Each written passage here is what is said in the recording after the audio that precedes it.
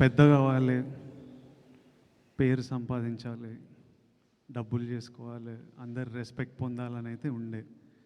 అది ఎలా ఉంటుందో నాకు తెలియదు. జస్ట్ పెద్ద కావాలరా, పేరు సంపాదించాలి, డబ్బులు సంపాదించాలి, ఇదైతే ఫిక్స్ అయిపోయినా. అది ఇలా ఉంటుంది. ఇది జర్నీలో మనం we find out as we go. Every film opens new opportunities, every day is new. నేను తీసుకునే ప్రతి decision, today the decision I take will shape the next 10 years of my life. So తీసుకుంటున్న ఆన్ ద గో తీసుకుంటున్న decisions ఇవి. But the goal సినిమాలు చేయాలని ఇష్టం, హ్యాపీగా ఉండాలని ఇష్టం, చేస్తున్నది. సో ఇప్పుడు కింగ్డమ్ విషయంలో హిట్ కొట్టాలి అని చాలా స్ట్రాంగ్గా అనుకుంటున్నారు. అంటే ఎక్స్పెక్టేషన్ ఎవరికన్నా ఉంటుంది. బట్ మొన్న సినిమా చూసిన హరిహర వీరమల్లు సినిమాకి వచ్చినా కూడా డిప్యూటీ సీఎం రేంజ్లో ఉన్నప్పటికీ కూడా పవన్ కళ్యాణ్ వచ్చి తన మూవీని తనే నిలబెట్టుకునే పరిస్థితి ఉంది. ప్రజెంట్ ఇండస్ట్రీలో అయితే ఎవరైనా సరే కలెక్షన్స్ రావాలనే చూస్తున్నారు, ఎందుకంటే నిర్మాతకు నష్టం లేకుండా. ఇప్పుడు మీరు కూడా ఈ సినిమా హిట్ అవ్వాలనుకుంటున్నారు. ఇది కలెక్షన్స్ పాయింట్ ఆఫ్ వ్యూలోనా, లేకపోతే మిమ్మల్ని నమ్ముకున్న ఫ్యాన్స్, మిమ్మల్ని ఇష్టపడుతున్న ఫ్యాన్స్కి ఒక ట్రీట్ ఇవ్వాలని? ఏ సినిమా అయినా డైరెక్టర్ కథ రాసినప్పటి నుంచి, యాక్టర్ ఒప్పుకున్నప్పటి నుంచి ఒకటే గోల్ ఉంటుంది, జనాలు ఎంజాయ్ చేయాలని. అది ఒకటే మన audience, that is the single goal.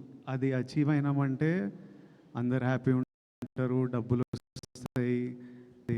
So nobody thinks about any other way around. ప్రతిసారి గోల్ ఆడియన్స్ మన సినిమా ఎంజాయ్ చేయాలరా, అదొక్కటే ఉంటుంది ఆల్వేస్. వంశీ గారు ఓకే.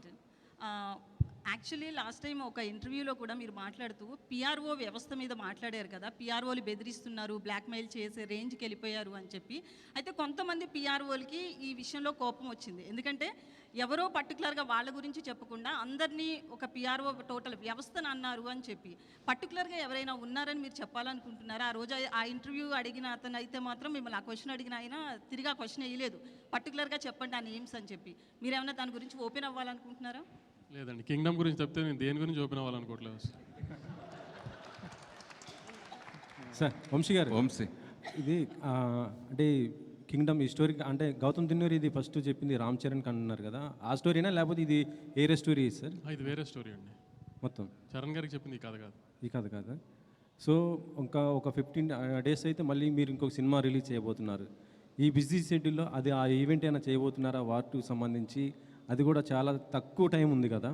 మండే తర్వాత వార్ గురించి మాట్లాడుకుందాం అండి. ఈ 4 రోజులు అయితే నేను కింగ్డమ్ అయితే ఉండదు. మండే తర్వాత వార్కి ఏం చేయాలి మండే తర్వాత మాట్లాడుకుందాం వార్ గురించి. విజయ్ని తీసుకోవడానికి కారణం ఏంటి సార్? అంటే గౌతమ్ దిన్నూరి ఈ స్టోరీ విజయ్ కోసం చేశారా లేకపోతే ఇంకేరేదండి?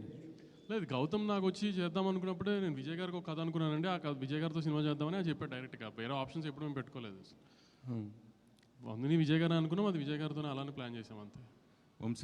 విజయ్ గారు, మీ లాస్ట్ సినిమా ఫ్యామిలీ స్టార్, అది ఫ్యామిలీ ఆడియన్స్ కోసం తీశారు.